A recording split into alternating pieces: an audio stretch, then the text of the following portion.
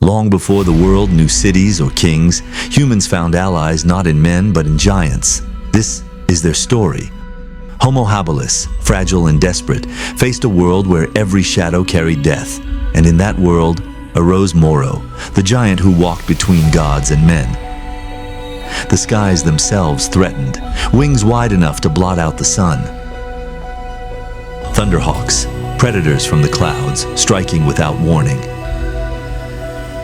Alone, the humans stood no chance, but together, giant and tribe fought as one. For the first time, fear was driven back, but new trials lay ahead. A greater danger stirred at the edge of the savannah. Hunters on two legs, swift as the wind. Ruga, colossal ostriches, faster than any man, fierce protectors of their nests. But survival demanded risks, even if it meant stealing from monsters.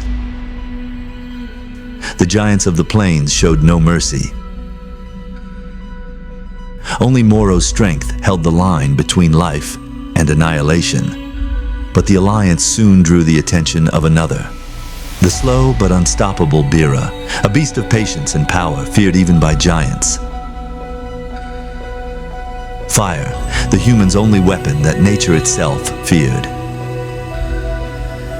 Side by side, man and giant became more than prey. They became hunters. Yet the river held its own god, jaws as old as time itself. Guro Zero, crocodile king of the ancient waters.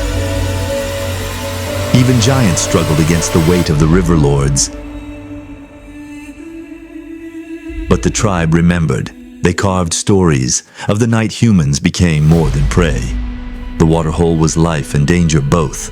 Every sip carried the shadow of predators waiting.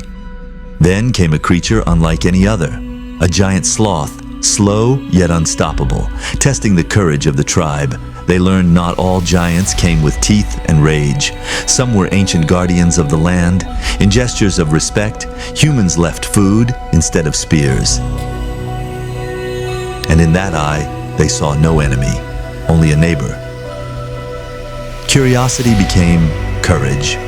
The children touched what the hunters once feared. The alliance began with an accident. Gifts of food from the hand of a giant. For the first time, humans and giant shared the same meal.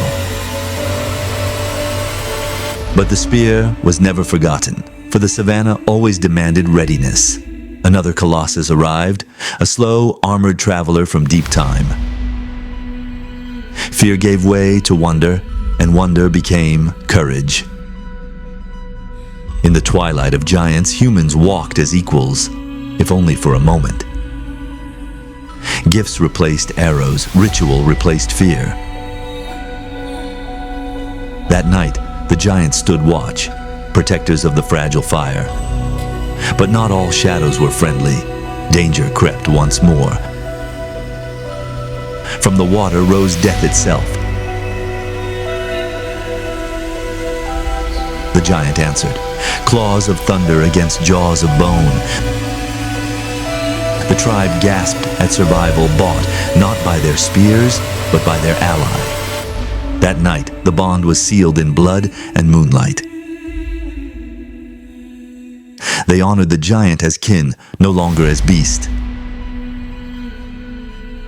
Even in travel, giants carved safe paths for fragile feet. In laughter, the future was written, giant and child, side by side. Together they reached a land of plenty, a paradise for a fleeting moment. But paradise never lasts. The earth remembers its monsters. The serpent returned, a shadow older than the giants themselves. Allies now, they stood not as prey, but as warriors together.